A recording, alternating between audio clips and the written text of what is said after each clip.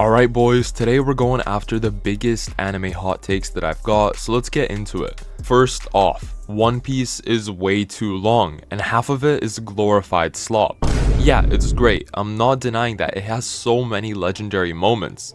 But let's be honest, everything hits harder when you show the same punch 47 times from 12 angles and then stare at the dust cloud like it's character reveal. One Piece fans will defend this like it's religion, but the pacing is actually a crime.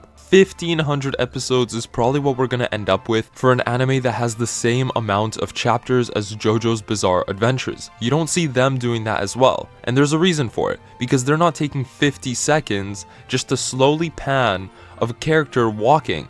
Like, I've been watching One Piece, the shortened version, and I still have to deal with watching Luffy ride a bull for, I'm not even joking, an hour straight. They don't even do anything. They're fighting random filler characters almost, and this isn't even filler. It's just useless. I still love One Piece though, so I'm gonna stop talking right there. My other point is that isekai is the most pointless genre in anime. Most shows don't even use the reborn in another world part.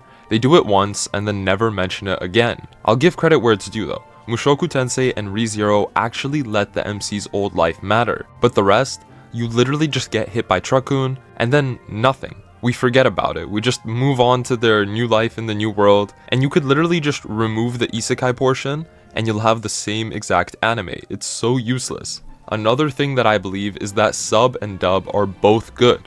You just have to stop pretending that Japanese means it's peak. If you've only liked sub because the language sounds cooler, then congrats. You've turned anime into a literal personality trait, and that's kind of weird. Yeah, some anime dubs are absolute dookie, but some are fire. And this one, it's kind of connected to One Piece, but not really. Filler is useless in 90% of anime.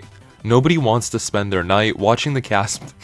Okay, wait, this is kind of funny, I kind of have this in the script. Nobody wants to spend their night watching the cast help a random farmer fix his cart. If the writers put zero effort into it, why should we? Like, animes need to take example from SAO, which has almost no filler. But I have a different hot take about it. If you dropped it during the Elf arc, I get you, but it was a huge mistake. You're literally missing out on actual peak. Everything after was so good. I know the first part of that first season was amazing, and it's probably one of my favorite seasons, but once you reach the Alictization arc, I don't know how to pronounce that, you'll realize just how good the animation and the storyline get. Like, Kirito is literally doing everything, and it's so sick to watch. Also, I don't think anyone here should be disagreeing with me, but mangakas who make lolly characters just need to be investigated. There's no reason your love interest should look 8 years old. None. Zero. You could call her 15,000 years if you want. The problem is, the character looks 3 years old, it looks like a child, and somehow that's the love interest for the main character.